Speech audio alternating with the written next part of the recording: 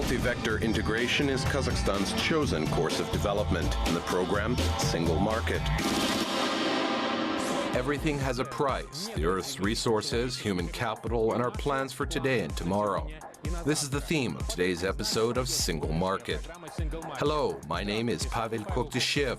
In today's program, rules of the game on the Eurasian field. Tajikistan prefers the wait-and-see strategy. Navigator, the market of gold and foreign exchange reserves. The school of the market, extraction of the precious metal in Kazakhstan. And coming right up, current trends. Focus on the Eurasian common currency. The lurking currency, Altyn, which has periodically been mentioned in various mass media publications, has been awakened by Vladimir Putin, as he has instructed the Central Bank of Russia and the country's government, in collaboration with the central banks of the member countries of the Eurasian Economic Union, to work out the issue of a common currency by September 1st of this year. The peddling of this question has raised concern among many experts. According to the planning documents of the Eurasian Economic Union, there are still 10 years until the potential formation of a common financial market. The common currency issue is quite delicate. At times, the prospect of a common currency is seen as a step away from the principle of sovereignty. At the same time, the current situation with the euro, which is currently facing quite a challenge, is evoked as a serious argument. So what is the reason behind the sudden precipitation in the case of such a complex and delicate issue? Among the various voiced opinions, the most prevalent argument is the desire to break away from the US dollar, the share of which is quite high in the transactions of the Eurasian Economic Community countries, almost 30%. A number of experts believe that this is a preventative move. The world is expecting substantial disturbances of the financial system. To a great extent, they are caused by the unbalancing of the financial system. According to some analysts, the US dollar is the most vulnerable in this situation. That is why establishment of a common currency for the young economic alliance is one of the ways of diminishing possible risks. It is interesting that the first deputy chairman of the Russian government, Igor Shuvalov, who supervises the financial and economic issues connected with the union, is in discord with Vladimir Putin, advising against speeding up the process of creating a monetary union between Russia, Belarus and Kazakhstan within the framework of the Eurasian Economic Union. The president of Belarus, Alexander Lukashenko, also advises not to hasten the issue, while the leading publication in terms of comments cited in Kazakhstan's mass media is the interview with the ex-chairman of the National Bank of Kazakhstan, Grigory Marchenko. He believes that the countries of the Eurasian Economic Union are not yet ready for a common currency. In his arguments, Mr. Marchenko mentions the difference between the instruments available to the central banks, as well as differences in the monetary, credit, and foreign exchange policies of the countries. All I can say for now is that the issue of the Eurasian Economic Union's common currency raises more questions than it gives answers. And the main participants of this all agree on one thing: that this process has been unexpectedly brought to the forefront. To transform the economy structurally or to go with the flow, hoping for friendly winds. When the issue on the Tajikistan's potential joining of the Eurasian Economic Union is raised, then taking into consideration the current state of affairs, a less radical option is chosen. The question of how close is Tajikistan to joining the Eurasian Economic Union for now is rhetorical. Officially, the country prefers to remain in the role of simultaneously an observer and assessor, monitoring the situations in the countries of the Eurasian Union. There have been various issues raised by the countries that are already part of this union. Between Belarus and Russia and between Kazakhstan and Russia, there are still minor unresolved issues. We have to evaluate all this thoroughly in order not to make a mistake.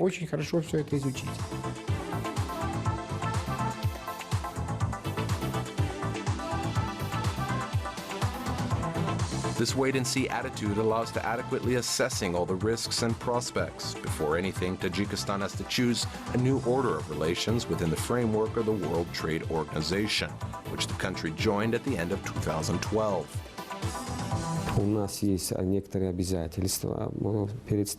We have some obligations before the member countries of the WTO. Of course, tariffs will be changed on the main products that are exported by the countries of the customs union.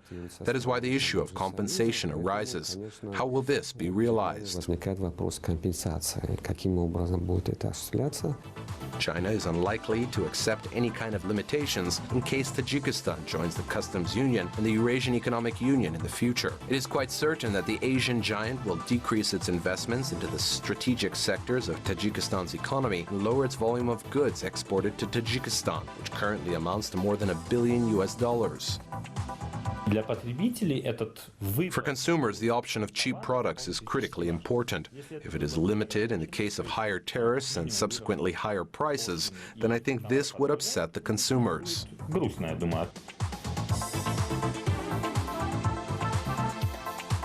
And now about the advantages of Eurasian integration.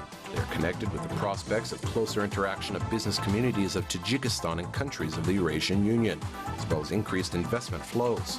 These projects could help Tajikistan to revive its industry and transport logistics, conduct a modernization of the energy sector, and give an impulse to the development of the agrarian sector.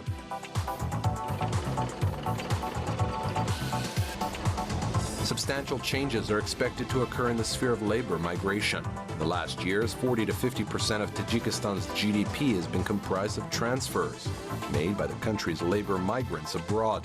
This figure can increase substantially since the customs union will allow Tajikistan's labor migrants to earn 15 to 50% more. Our migrants, whose numbers in Russia exceed 1 million people, will have almost the same rights as the citizen of Russia and Kazakhstan. We are not going to sit this one out on a powder keg.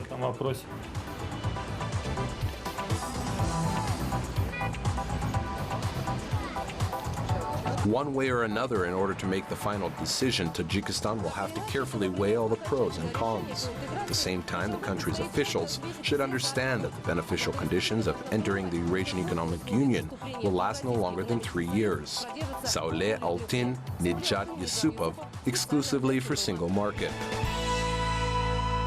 According to the data of the World Gold Council, the top 4 countries in terms of volumes of gold reserves is led by the United States with 8,130 tons. Germany has almost 3,400 tons in gold reserves, Italy 2,450 tons, and France 2,439. At the backdrop of this, what is the situation of the countries of the Eurasian integration project, and is the gold in Kazakhstan's deposit fields losing its glow?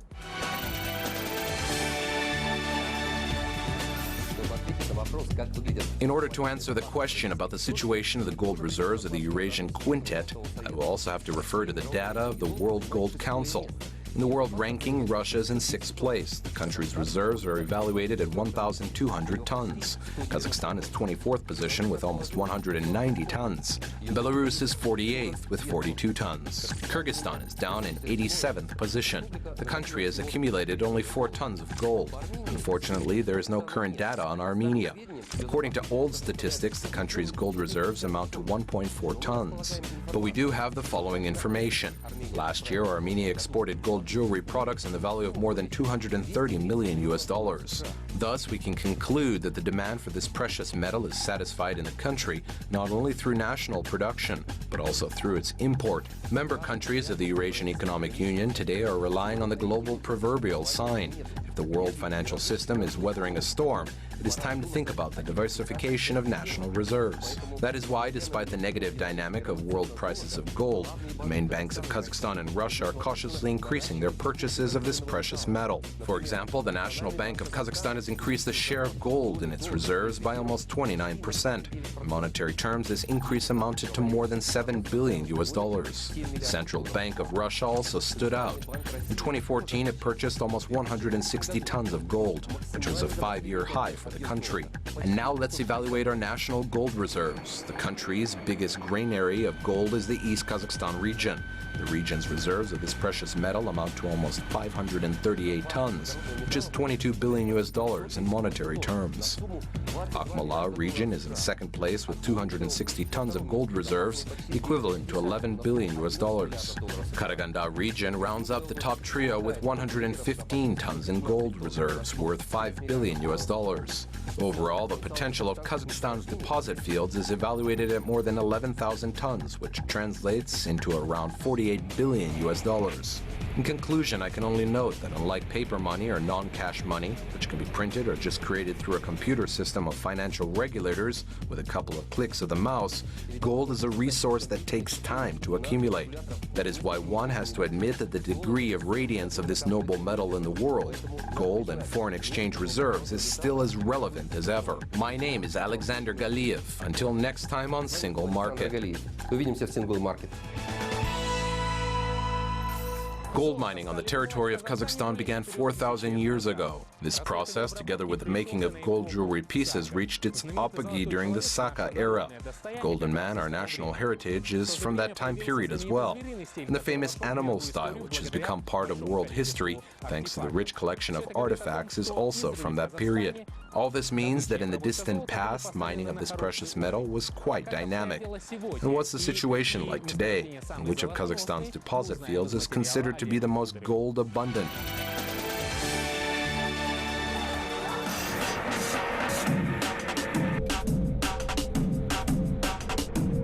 Kazakhstan's largest gold deposit field is located in the Akmola region.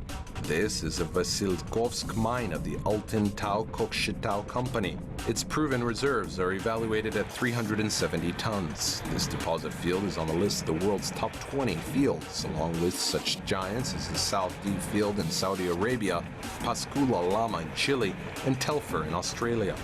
The annual volumes of extracted resources today amounts to 8 million tons, which is equivalent to 12 tons of gold.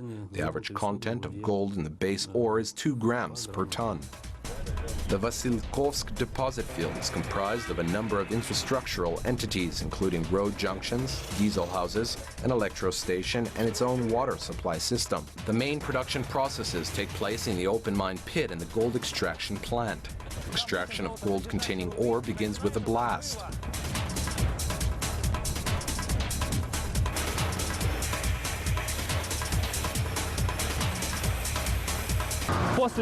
Afterwards, it is loaded into trucks and delivered to the storage area.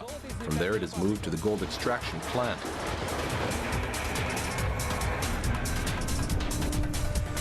Here, large pieces of ore go through a number of stages of grinding. First until it reaches this size, and then until it is reduced to such small stones of 5 millimeters in size. After grinding, this gold ore in the form of fine sand goes through a number of enrichment stages or gold extraction. One of them is called flotation.